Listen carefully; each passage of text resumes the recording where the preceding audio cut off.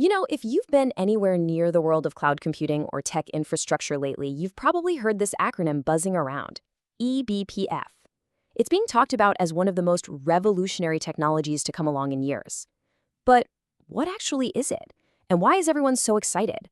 Well, today we're going to pull back the curtain and break down exactly what eBPF is and why it really is a game changer for how we build and observe our systems.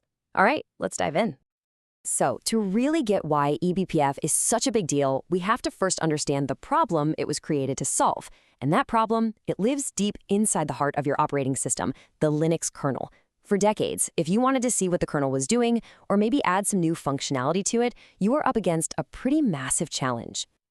You see, the Linux kernel is the all-powerful core of the OS. It manages everything, sitting right between your apps and the computer's hardware, handling all the important stuff like file access and network traffic. But trying to get new code into this core, that has always been an incredibly slow, complex process. This cartoon nails it, really. You'd have to get your code approved by a whole community, and then you'd wait and wait, sometimes for years, before your change finally showed up in the Linux version running on your servers. So you were basically stuck with two not-so-great options. First, you could try to change the kernel's source code directly, but as we see here, that's the slow road. A tiny fraction of changes ever get accepted, and the whole thing can take months, even years, before it's actually usable. Your second option, kernel modules. Now, these are faster because you can load them on the fly, but they come with a huge, scary risk. A single bug in a kernel module and, boof, your entire system can crash. It was this classic, frustrating choice between moving incredibly slow or taking a massive risk. And this is where eBPF comes onto the scene. It was designed to be a revolutionary third option, a really elegant solution that gives you the power to change how the kernel behaves, but without the agonizing slowness or the extreme danger of the old ways. And this image just says it all, doesn't it? Instead of that multi-year saga with eBPF, you can develop and roll out new kernel-level features in a matter of days.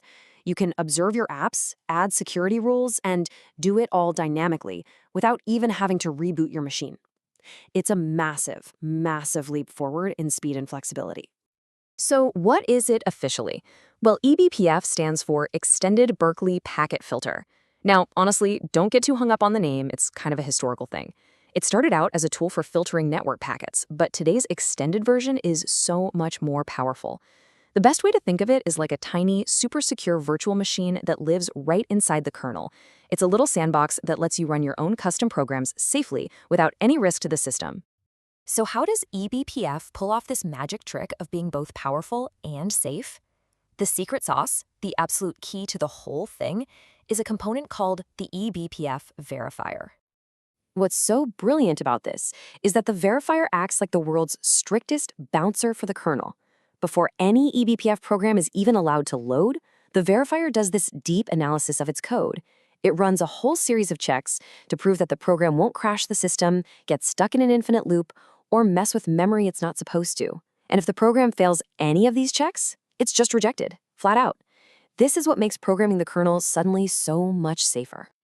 Okay, so we've got the what and the why.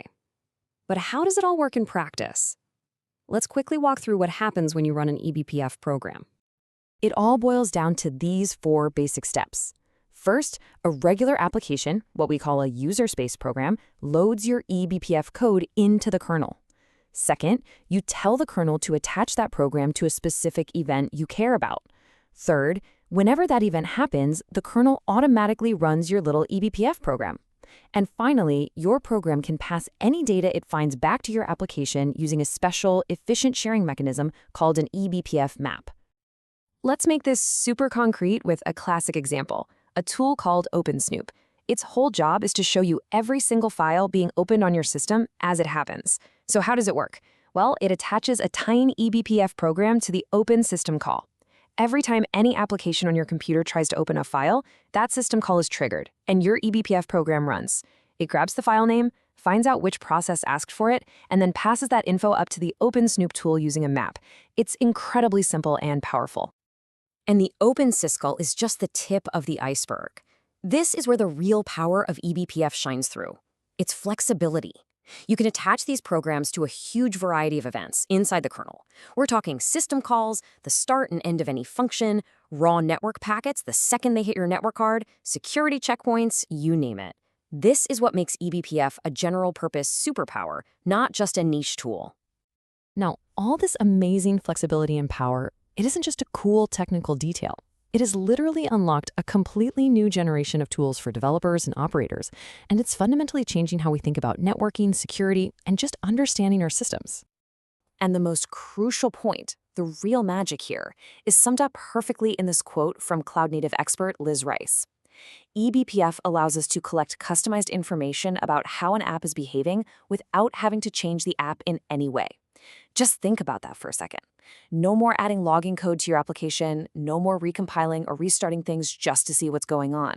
You can observe everything from the outside, from the kernel's all-seeing point of view. This power is causing a revolution in 3 key areas. In networking, people are building mind-blowingly fast load balancers and network filters that run right inside the kernel. For security, it allows for tools that can spot and block threats at the most fundamental level before they even get to your apps.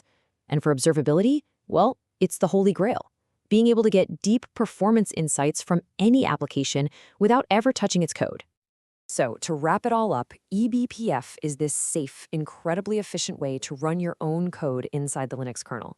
It completely shatters that old, frustrating trade-off between speed and safety, and it gives us a brand new way to extend what our operating systems can do on the fly.